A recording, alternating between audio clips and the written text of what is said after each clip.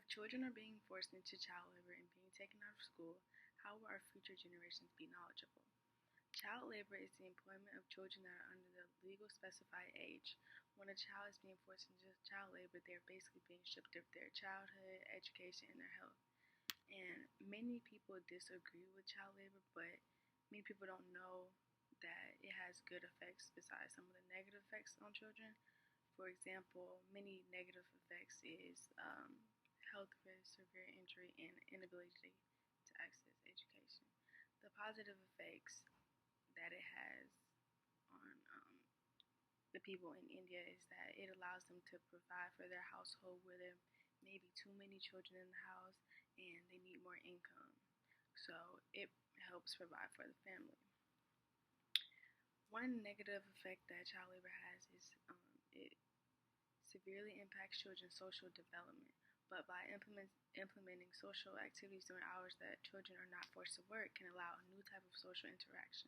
For example, while children have to work, there should be time set out during the day where they have time to interact with other children and socialize. And if this happens, then it will prevent children from growing up and not having like the proper skills to know how to socialize with other individuals. Another effect that child labor has, negative effect that it has, is child labor impacts the educational development. But by implementing programs that help families avoid putting their children to work, children will be able to attend school more often.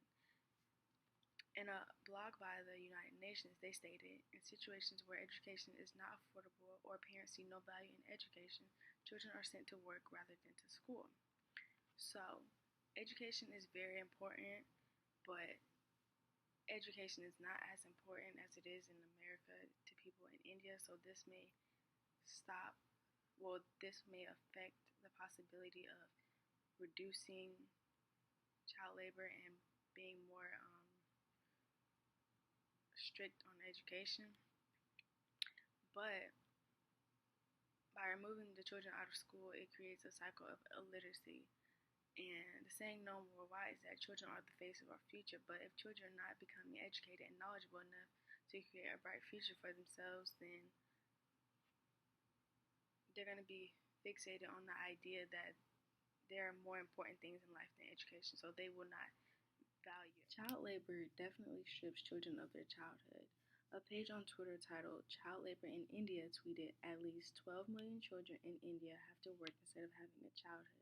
Children are being forced to work like all day, every day, and it prevents them from building strong relationships with people. Like, not only are they lacking the opportunity to build relationships with their family, but they're also lacking the opportunity to build relationships with their peers and like other kids around them. In order to prevent this recurring cycle, households in India have to become economically and financially stable, and then child labor will probably decrease, and then children will be put into school more because they're not having to be sent off to work. Steps have to be taken to put policies in place that will help benefit the people of India. For example, people here in the U.S. have bank loans and access to social welfare, whereas people in India do not have this opportunity. But if everybody came together and somehow India was afforded access to these type of financial assistance programs, then the likelihood of children being sent into child labor will decrease. Many people in India are in poverty, so you have to realize the fact that there's no simple way to end poverty. However,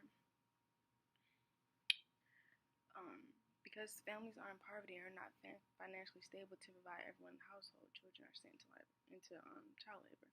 In a blog by Maypalo, they brought up an idea to talk about parents not giving birth to children that they're not financially able to take care of.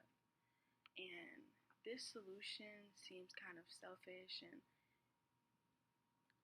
seems unlikely to happen because people want children, and kind of like, who are you to tell someone that they can't have children? But in this blog, they were just saying that they only stated the idea of talking parents into not having children, to like limiting the number of children, but they did not provide like a step to take in action. And a step in action to take would be providing free contraceptives for these families in order for them to prevent pregnancy, not just not having sex altogether, but preventing pregnancy or like limiting the amount of children they have. The contraceptives will have to be free because the people in India are in poverty. So some type of aid, some people are going to have to work together like the government and to provide these sort of things if they really want child labor to end. And overall, child labor is a very complex situation that has to be examined very precisely before thinking about making child labor end completely.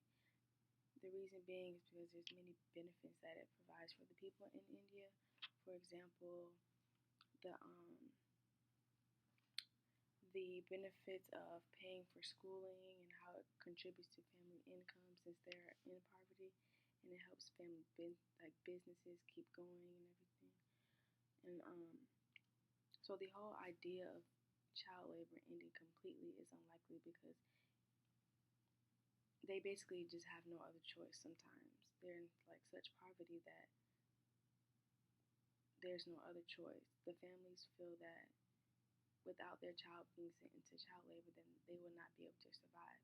And normally the man of the household or whoever is in charge of the household will do whatever it takes to make sure their family is financially stable.